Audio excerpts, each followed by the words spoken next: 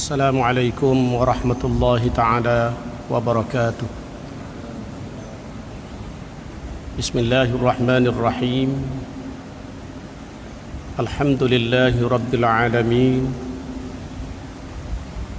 Wassalatu wassalamu ala ashrafil anbiya'i wal mursalin wa ala alihi wa sahbihi ajma'in. Amma ba'd. قال الله تعالى والذين آمنوا وهاجروا وجاهدوا في سبيل الله والذين آووا ونصروا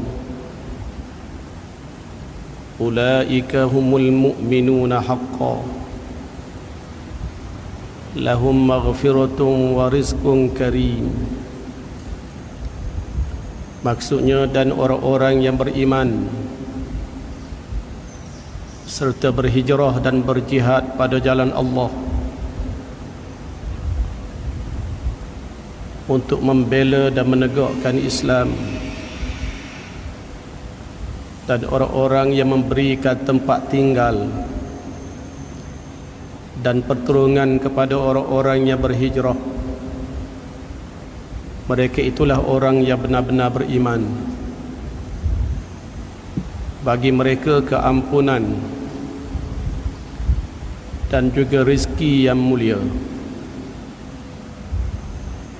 Yang dihormati saudara pengurusi majlis, Tuan Imam dan ahli-ahli jawatan kuasa masjid, alhamdulillah, marilah sama-sama kita panjatkan rasa kesyukuran kehadrat Allah Subhanahu wa taala kerana dengan limpah kurniaannya pada malam ini kita dapat bersama-sama berada dalam suatu majlis untuk kita memperingati peristiwa yang bersejarah yang berlaku kepada junjungan kita Nabi Muhammad sallallahu alaihi wasallam, yaitu peristiwa hijratul Rasul sallallahu alaihi wasallam daripada Makkatul Mukarramah ke Al-Madinatil Munawwarah. Bila kita menyambut hijratul Rasul, ini memberi arti bahawa umur kita makin meningkat.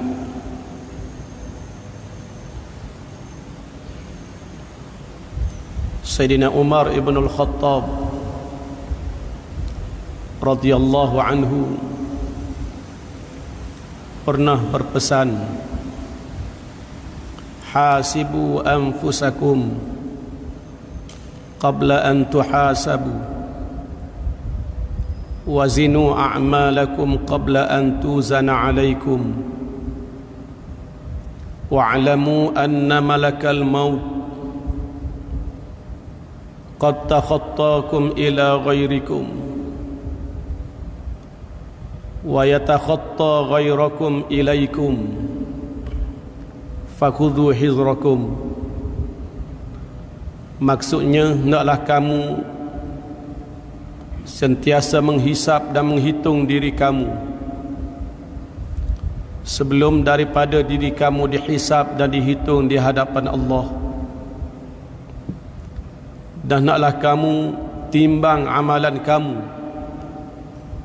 sebelum daripada amalan kamu ditimbang di hadapan Allah Subhanahu wa ta'ala.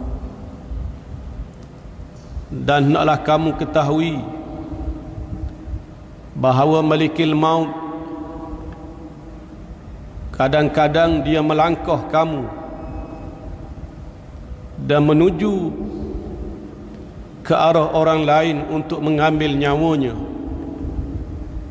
tetapi akan sampai satu ketika Malikil Maut akan melangkah orang lain untuk menuju kepada kamu, bagi mengambil nyawamu. Fakhudhu hizrakum, maka hendaklah kamu sentiasa berwaspada. Berwaspada dengan cara kita sentiasa bermuhasabah, supaya kita boleh memperbaiki amalan kita. Amalan yang buruk kita tukar jadi amalan yang baik, kita baiki. Kita baiki amalan yang baik kepada amalan yang lebih baik.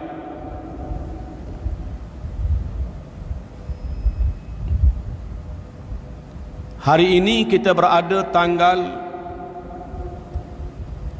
5 Muharram. Bila masuk waktu maghrib dah masuk 6 Muharram 1442 Hijriah. Kita selalu menyebut dan menghitung umur kita berdasar kepada tahun Masihi. Hendaklah kita sedar bahawa tahun Hijri lebih pendek daripada tahun Masihi.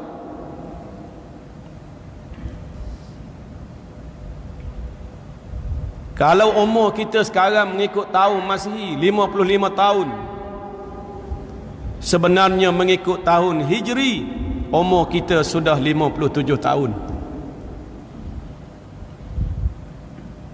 Kalau hari ini umur kita mengikut kiraan tahun Masihi 94 tahun, kalau ikut tahun Hijri umur kita sudah 98 tahun.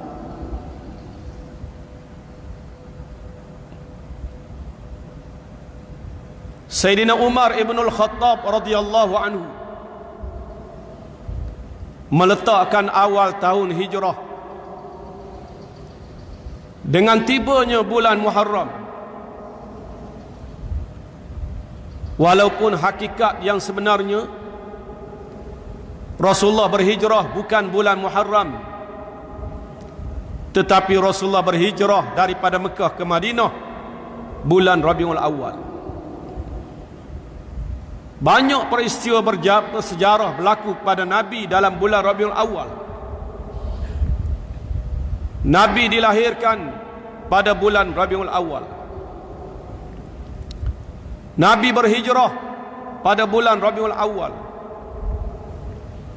Nabi wafat juga dalam bulan Rabiul Awal. Tapi soal kenapa kita sambut hijratul Rasul, atau kadang-kadang disebut ma'al hijrah bila tibanya bulan Muharram, sebabnya ialah kerana Rasulullah niat nak berhijrah bulan Muharram lagi, tapi tidak diizinkan oleh Allah.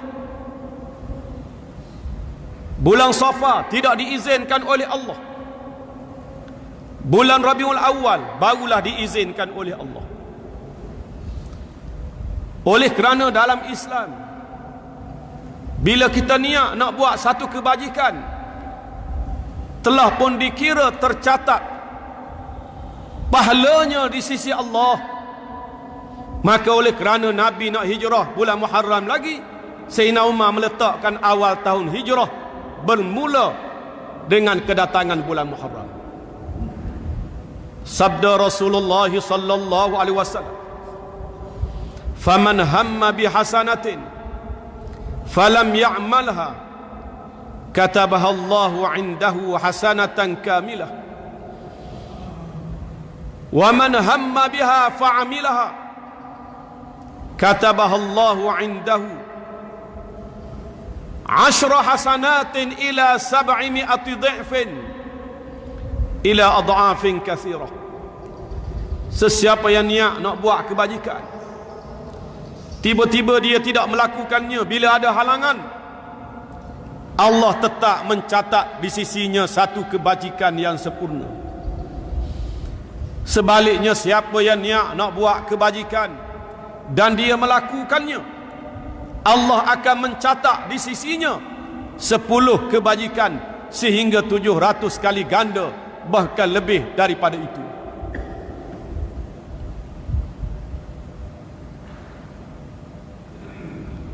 Bila kita bicara soal hijrah, apa makna hijrah?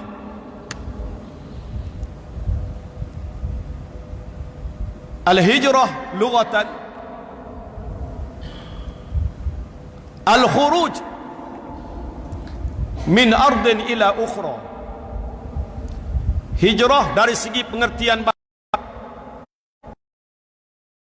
daripada satu tempat ke tempat lain, ataupun al-intiqal min ardin ila ukhra, berpindah dari satu tempat ke tempat yang lain, itu hijrah. Tetapi yang kita nak bicarakan pada malam ini ialah hijrah nabawiyah, yaitu khurujun Nabi sallallahu alaihi wasallam min Makkah al-Mukarramah ila al-Madinah al-Munawwarah.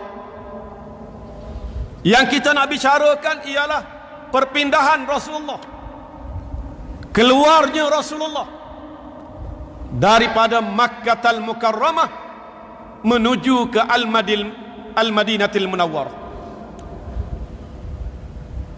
menuju ke Yasrib. Madinah ni asal namanya Yasrib. Sebelum nama Yasrib, nama dia Tibah. Tibah. Sebab tu kalau kita pergi ke Madinah ada pondok Tibah, Hotel Tibah. Tibah itu nama asal bagi Madinah. Tibah, Yasrib. Bila Rasulullah berhijrah, ditukar nama Madinatul Rasul ataupun Al-Madinatul Munawwarah, Madinah yang bercahaya, cahaya hidayah Islam yang dibawa oleh Nabi Muhammad sallallahu alaihi wasallam. Rasulullah berhijrah pada tahun 622 Masihi. 622 Masihi, bersamaan dengan tahun 1 Hijrah. Rasulullah berhijrah diperintah oleh Allah supaya berhijrah, dan Madinah bukan asing kepada Nabi sallallahu alaihi wasallam. Bahkan pernah diperlihatkan kepada Rasulullah tempat Rasulullah akan berhijrah, iaitu Al-Madinatul Munawwarah. Telah pun diperlihatkan kepada Nabi sebelum Nabi hijrah. Bapa saudara Nabi, orang Madinah yang menetap di Madinah, iaitu saudara kepada bonda Nabi yang bernama Abdul Yawus Ibnu Wahbin, adalah saudara kepada Aminah binti Wahbin, bonda Nabi sallallahu alaihi wasallam.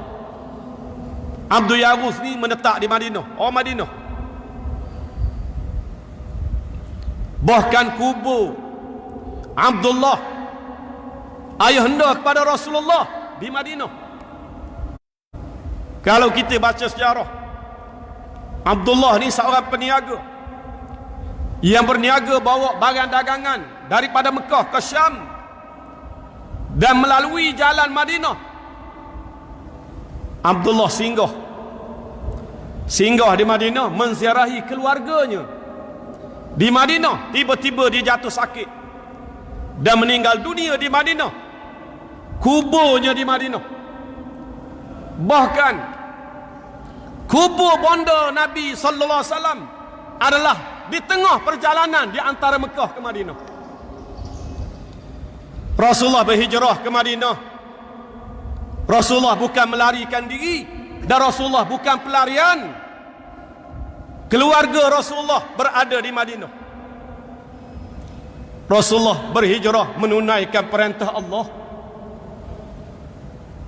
Bahkan hijrah pada waktu itu hukumnya adalah wajib, bukan sunat, wajib. Orang yang tak berhijrah dikira berdosa, salah. Firman Allah Ta'ala, innal ladzina tawaffahumul malaikah zalimi anfusihim qalu fima kuntum qalu kunna mustad'afina fil ard qalu alam takun ardullahi wasi'atan fatuhajiru fiha faulaika ma'wahum jahannam wa sa'at masira illa almustad'afina minar rijali wan nisa'i wal wildan la yastati'una hilatan wa la yahtaduna sabila faulaika 'asa Allahu an ya'fu 'anhum wa kana Allahu 'afuwan ghafura wa man yuhajir fi sabilillah yajid fil ardi muraghaman katsiran was'a wa man yakhruj min baitihi muhajiran ila Allah wa rasulih thumma yudrikuhu al-maut faqad waqa'a ajruhu 'ala Allah wa kana Allahu ghafurar rahima. Maksudnya, sesungguhnya orang-orang yang dimatikan oleh malaikat dalam keadaan mereka menzalimi diri mereka sendiri kerana mereka enggan berhijrah. Dan bukan setakat enggan berhijrah, mereka sanggup menjadi alat kepada musuh. Bila Abu Jahal dan pemimpin Mekah mengarahkan mereka keluar daripada Mekah menuju ke Badar untuk menentang Rasulullah sallallahu alaihi wasallam dalam peperangan Badar, mereka ikut sambung. Ketika berlaku peperangan Badar, Allah merakamkan kisah ini dalam Al-Quran. Apabila Malikul Maut nak cabut nyawa mereka, lalu Malikul Maut bertanya, fima kuntum, kenapa kamu jadi begini? Kan kamu mengucap 2 kalimah syahadat, kamu jadi begini, ini pasal apa? Apa yang telah kamu lakukan terhadap agama kamu? Dahlah tak hijrah, jadi alat pada musuh, lawan Nabi pula. Qalu kunna mustad'afina fil ard. Lalu mereka menjawab, kami adalah orang-orang yang lemah di muka bumi ini. Kami ni orang bawah, orang lemah, orang atas perintah kami ikut. Lalu malaikat berkata, alam takun ardullahi wasi'atan fatuhajiru fiha.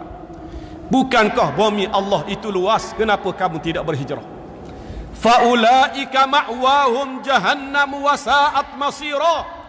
Golongan seperti ini tempat kesudahan mereka ialah di dalam neraka jahanam, dan neraka jahanam itu adalah seburuk-buruk tempat kembali.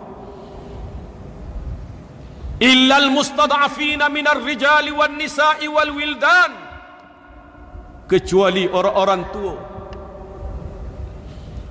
perempuan dan kanak-kanak yang tidak ada daya upaya untuk berhijrah dan tidak mengetahui jalan untuk berhijrah. Faulaika 'asallahu an ya'fu anhum. Mereka itu mudah-mudahan Allah mengampunkan mereka. Wa kana Allahu 'afuwan ghafura. Dan sesungguhnya Allah amat pemaaf lagi amat pengampun. Wa man yuhajir fi sabilillah, sesiapa yang berhijrah pada jalan Allah, yajid fil ardi muraghaman katsiran was'a. Nascaya ia akan dapati di bumi ini tempat hijrah yang luas dan rezeki yang melimpah ruah. Wa man yuhajir fi sabilillah wa man yakhruj min baitihi muhajiran ila Allah wa rasulih thumma yudrikuhu al-maut faqad waqa'a ajruhu 'ala Allah. Sesiapa yang keluar berhijrah kerana Allah dan Rasul, tiba-tiba dia meninggal dunia di dalam perjalanan, maka telah dikira tercatatlah pahalanya di sisi Allah Subhanahu wa taala. Ayat ni turun, orang yang berhijrah mati dalam perjalanan, Allah Taala kira pahala juga. Di mana ada seorang sahabat Nabi, nama dia Damrah. Damrah ni dia uzur. Tapi bila perintah hijrah ni diberitahu, dia tahu hijrah ni wajib, lalu dia nak ikut hijrah juga. Anak-anak dia beritahu ayah, orang uzur ni tak wajib hijrah. Hijrah ni orang yang sihat. Ayah kan uzur. Dia kata saya tetap nak hijrah juga. Dia minta anak-anak dia letak atas pengusuh, dan dia letak di atas belakang unta, supaya anak dia tarik, dia nak berhijrah ke Madinah, nak berhijrah untuk menunaikan perintah Allah dan Rasul, walaupun dia uzur. Lalu anak dia angkat dia, letak atas belakang unta, ditarik sampai ke Tan'im. Tan'im ni tanah halal, sempadan dengan tanah haram. Kalau kita pergi ke Mekah, kita nak buat umrah, biasanya kita pergi ke Tan'im ataupun Ja'ranah. Padan tanah halal dengan tanah haram. Bila sampai ke Tan'im, tiba-tiba dia meninggal dunia. Bila dia meninggal dunia, turun ayat Quran. Wa man yakhruj min baitihi muhajiran ila Allah wa rasulih thumma yudrikuhul maut faqad waqa'a ajruhu 'ala Allah. Siapa yang keluar berhijrah kerana Allah dan Rasul, tiba-tiba dia mati dalam perjalanan, maka telah dikira berlakulah pahalanya di sisi Allah. Hijrah diwajibkan. Rasulullah hijrah bukan Rasulullah menarikan diri. Rasulullah bukan pelarian. Rasulullah disambut di Madinah. Bahkan Rasulullah dijemput untuk berhijrah ke Madinah 3 bulan sebelum daripada berlakunya peristiwa hijrah, iaitu pada bulan Zulhijjah, tahun yang ke-13 daripada kerasulan Nabi Muhammad. Orang-orang Madinah, Aus dan Khazraj, datang mengerjakan ibadat haji, dan mereka melakukan bai'ah kepada Nabi sallallahu alaihi wasallam dalam bai'ah Aqabah yang kedua. Bai'ah Aqabah yang kedua ni berlaku 3 bulan sebelum pada Nabi hijrah. Orang Madinah seramai 75 orang, sebagaimana yang dinaqalkan oleh Ibnu Ishaq.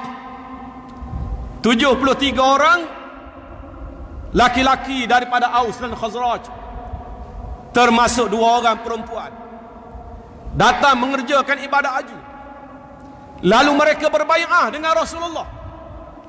Di antara orang yang ikut serta dalam bai'ah tersebut ialah Jabir ibn Abdullah. Bai'ah itu dilakukan di Mina, di Jamratul Aqabah. Orang mengerjakan ibadat haji, dia melontar di Mina. Ada satu jamrah, nama dia Jamratul Aqabah. Jamratul Ula, Jamratul Wusta, Jamratul Aqabah. Bila kita pergi dekat tu lah Jamratul Aqabah. Bila masa berlakunya bai'ah ini, selepas daripada 1/3 malam sebelum subuh. Cuba bayangkan, di saat orang-orang Quraisy mengerjakan haji secara jahiliah, mereka juga berada di Mina. Mereka juga melontar. Rasulullah datang bertemu dengan orang-orang Madinah sebelum daripada subuh, selepas daripada 2/3 malam,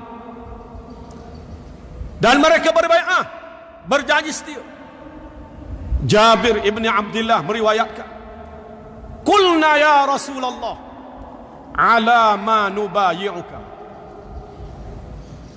Qala Rasulullah sallallahu alaihi wasallam, "Tubayi'uni ala as-sam'i wat-ta'ah fi an-nashati wal-kasal wa 'ala an-nafaqati fil 'usri wal-yusri wa 'ala al-amri bil ma'ruf wan-nahyi 'anil munkar wa 'ala an taqulu fillah la takhafuna fillahi lawmata la'im wa 'ala an tansuruni idza qadimtu ilaykum fatamna'uni mimma tabda'una minhu anfusakum wa aswajakum wa abna'akum wa lakumul jannah." Kami bertanya kepada Rasulullah, "Ala ma nubayyuka?" Di atas perkara apakah kami berbai'ah dengan kamu? Dalam perkara apa ya Rasulullah? Nak bai'ah ni janji setia. Janji setia. Dalam perkara apa? Nabi bersabda, janji setia untuk kamu dengar dan taat kepada aku, sama ada ketika aman ataupun di dalam peperangan, ketika senang atau ketika susah.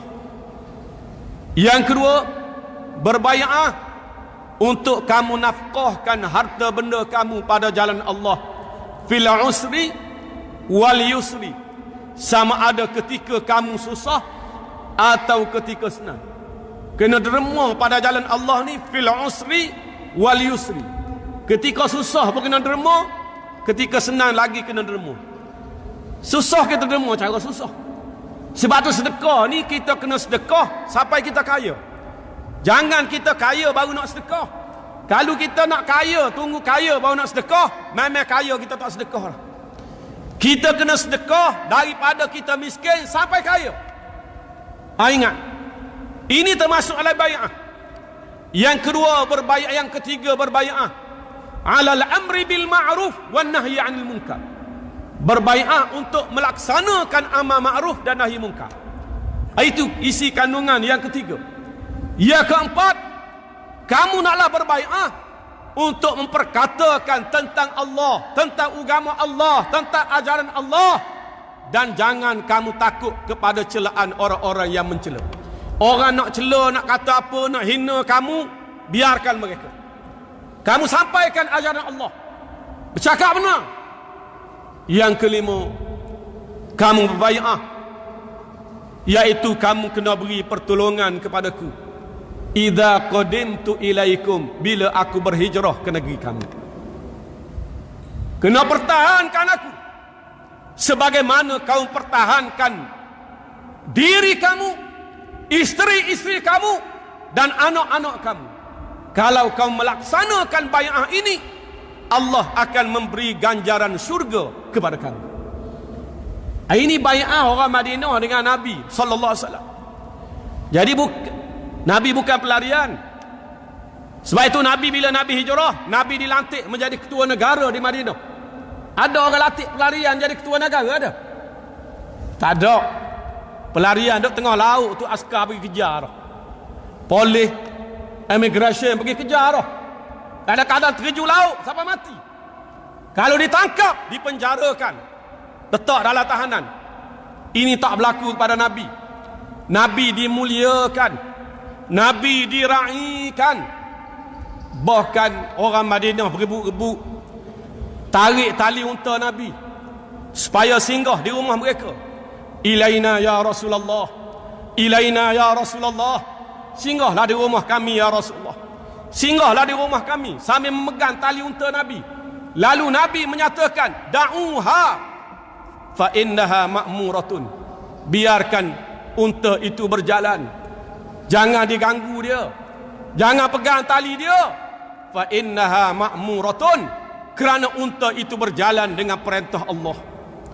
Bukan dia berjalan sendiri dah, dengan perintah Allah. Unta yang bawa Nabi itu pun berjalan dengan perintah Allah. Itu bukan unta pelarian, itu bukan. Bukan. Nabi disambut dengan nasyid yang masyhur yang selalu kita dengar. Tala'al badru alaina min saniyatil wada'i, wajaba syukru alaina ma da'a lillahi da'i.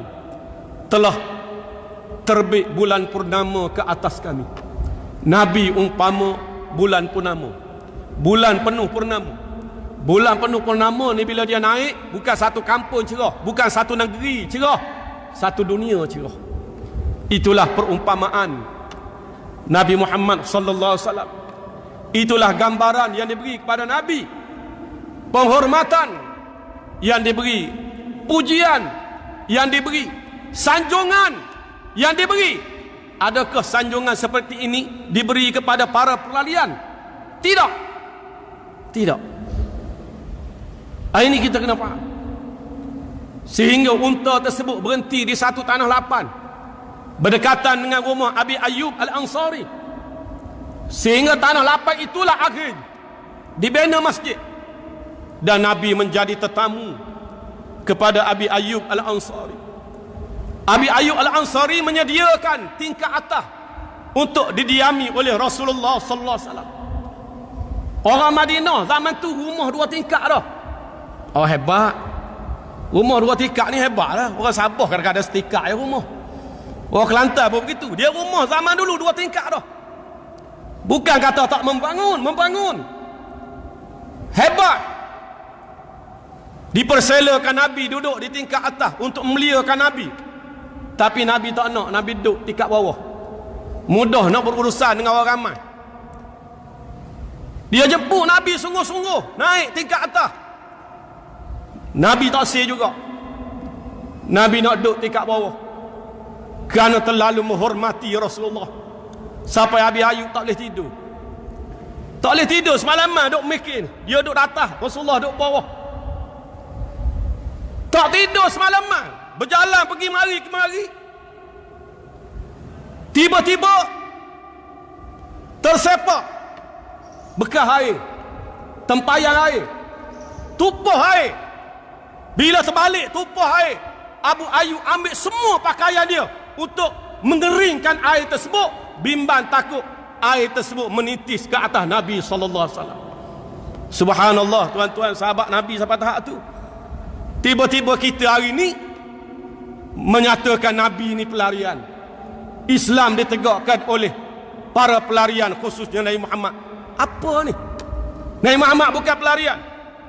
Bahkan Islam tersebar di seluruh dunia, termasuk di tanah Melayu ini. Bukan dibawa oleh para pelarian, tetapi dibawa oleh para pendakwah. Jangan kita buta sejarah. Pendakwah daripada tanah Arab datang berdakwah sambil berniaga. Bukan berniaga sambil berdakwah. Sebenar tujuannya berdakwah sambil berniaga. Di Melaka, akhlak yang ditunjukkan oleh pedagang-pedagang Arab bukan saja boleh menarik rakyat Melaka menerima Islam, bahkan para miswara memeluk agama Islam, sehingga Melaka menjadi negeri yang bukan sahaja mengamalkan ajaran Islam, tetapi melaksanakan undang-undang Islam. Tuan-tuan boleh baca kanun Melaka, undang-undang Islam diterap dan dilaksanakan dalam bentuk perundangan. Ini hasil daripada dakwah yang disebarkan oleh para pendakwah, bukan disebarkan oleh para pelarian.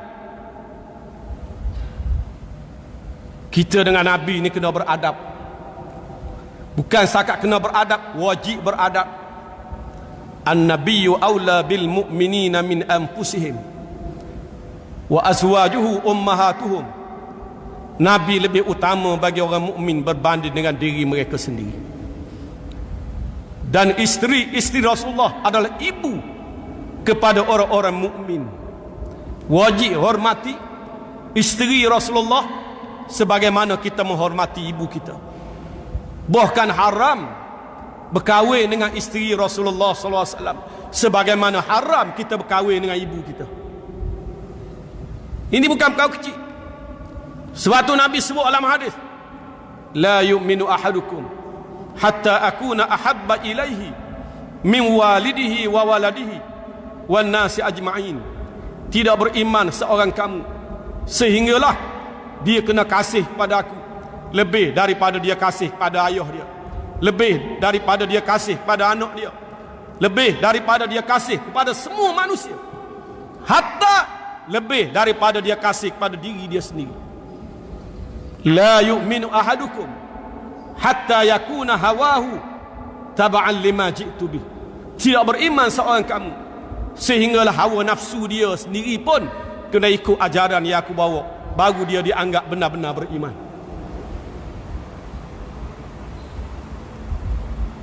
Bercakap dengan suara yang tinggi di hadapan Nabi boleh menggugurkan amalan.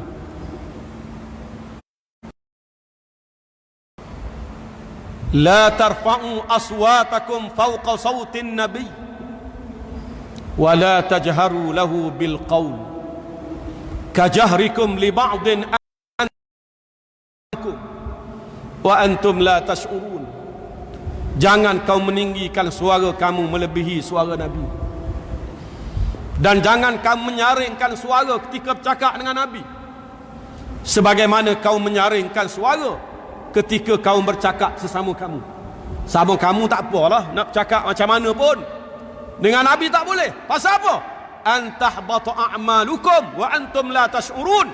Gugur pahala amalan kamu sedangkan kamu tidak menyedarinya. La taj'alu du'a ar-rasuli bainakum ka du'a'i ba'dikum ba'da.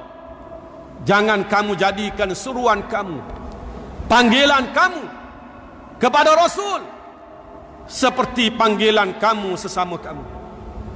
Dengan Nabi ni sebut ya Muhammad tak boleh. Wahai Muhammad tak boleh.